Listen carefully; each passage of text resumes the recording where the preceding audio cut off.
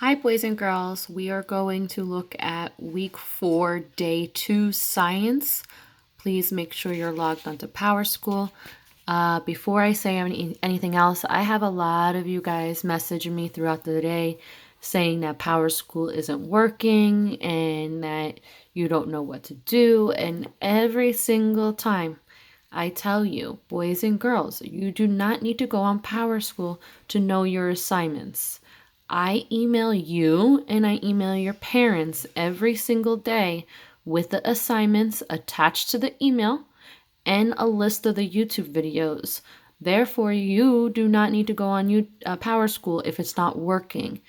Go on it if it works. Do everything on it when it works. But if it doesn't work, that is no excuse not to do your work, because you can just go to the email and find all the YouTube videos. You can find all the assignments and submit it that way.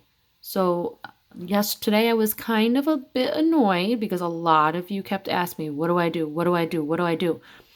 So simply look at your emails every single day, boys and girls. Look at your email so we know what to do just in case PowerSchool doesn't work, okay? All right, let's look at science, day 2. Make sure you're up here, science. Make sure you're on class pages. Make sure you're on week 4. All right, click on the week 4 assignments. As always, they're listed here, but if you notice this time I added what you need to do. Today we're working on Tuesday, and it tells you to read Living Things, the study guide, and then do the worksheet. That means that's these two, the study guide and the worksheet. So make sure you click on both of them. They will download at the bottom. Boom, boom, boom.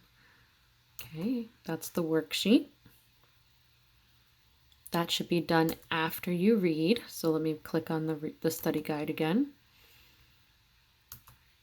So I'm going to read to you all about living things, the relationships among living things, and then you're going to complete your worksheet.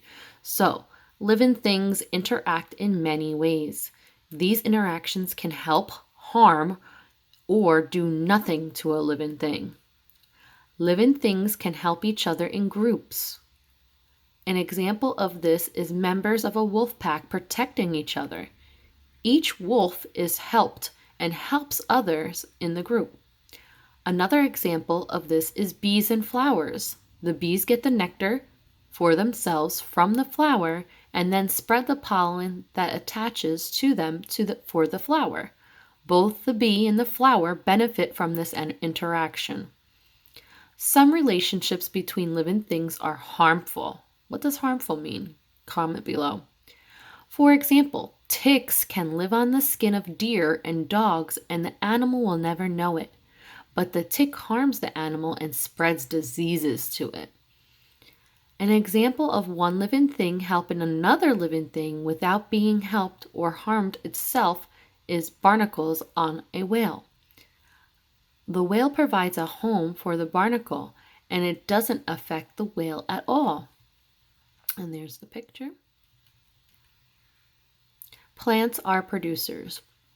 Plants do not have to depend on other living things for food because plants can make their own food. Plants need the sun, air, and soil to make their own food. Plants are producers, which means that they can make their own food. Consumers. Living things that are not able to make their own food are called consumers. Consumers are made up of herbivores, carnivores, and omnivores. A herbivore is a living thing that eats only plants. Can you think of an animal that only eats plants? Only eats plants. Doesn't eat meat, doesn't eat insects, doesn't eat anything, just plants. What animal only eats plants? Comment below. A herbivore is an animal or a living thing that only eats plants. A carnivore is a living thing that only eats other animals, which means they only eat meat. So what animal do you know only eats other animals, which other animals are meat? Okay, comment below. A living thing that eats both plants and other animals is called an omnivore. That means they eat both plants and other animals, which are meat. Now we would be considered, what do you think? A herbivore, a carnivore, or an omnivore? If you say omnivore, you are correct because we do eat other animals, which is meat like pork and chicken and beef. And we also eat plants, don't we? Absolutely. So we are omnivores. All right, lesson checkpoint. Again, what is a herbivore? Comment below. Getting the energy to survive. Living things need energy in order to survive. We read about energy already, haven't we, boys and girls? Energy is passed between living things through a food chain. Food chains include producers and consumers interacting together. An example of a food chain is a plant eaten by a mouse, which is then eaten by an owl. Consumers eat producers. When a consumer eats a producer, energy is passed from the plant to the animal. Every living thing needs food energy in order to survive. Energy is often given off as heat into the environment. So it's like a cycle. What is a food chain? Comment below. A food web is the energy flow within a community and is made up of more than one food chain. Here's a picture. Okay, you can read that on your own. Competing for resources. Living things compete with each other for food, space, water, and sunlight. Competition occurs when two or more living things are in need of the same resource, such as space to live or water. Animals may compete for food. Some competitors may survive and some may die. Most often, the stronger of the two living things survives over the weaker one. If there are plenty of resources in an environment, there may not be as much competition as in environments where resources are limited or lacking. Changing environments. Plants and animals often change their own environment. An example of an animal changing its environment is a beaver building a dam. Natural events like a forest fire, flood, or drought occurs sometime and can change the environment too. Living things that break down waste or living things that have died in an environment are called decomposers. Worms are decomposers. Decay occurs when decomposers break down the dead animals and waste. Decay adds nutrients to the soil, which then helps the new plants and trees grow, which then provides food and shelters for all the other living things. All right, so that's the end of the worksheet. And just like in previous weeks, it looks like the same kind of format.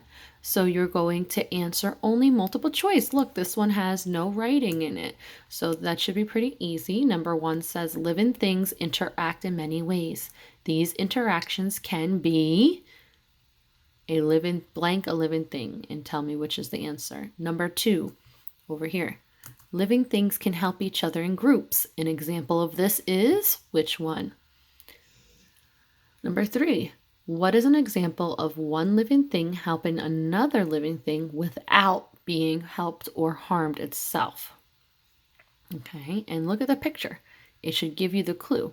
If you go back to that picture, this is the one that they're talking about. Okay, so go back to the picture and then you'll be able to guess which one this is. Two living things can help each other at the same time. An example of this is, select the right answer. And again, I'm going to give you a little hint. Sometimes they give you clues in the picture.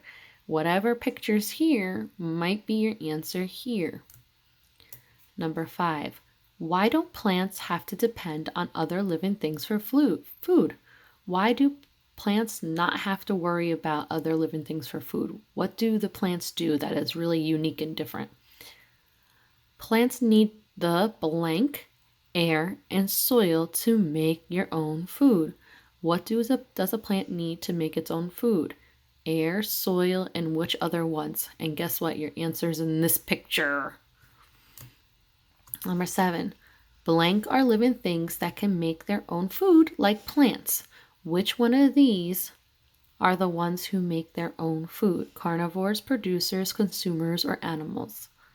Number 8, living things are not able to make their own food are called plants, forests, producers, consumers. Which one of these are not able to make their own food? Question: what is a herbivore? You can easily find that back in your study guide. And a carnivore is a living thing that only eats. What is he eating? And that's it. So please submit that to PowerSchool when you are done. Please make sure you're doing all your assignments. And again, if PowerSchool is not working, this is in your email. Just print it out at home or just write your answers in your notebook, take a picture, and send it to me. Do not stress out if PowerSchool is not working. Bye, guys.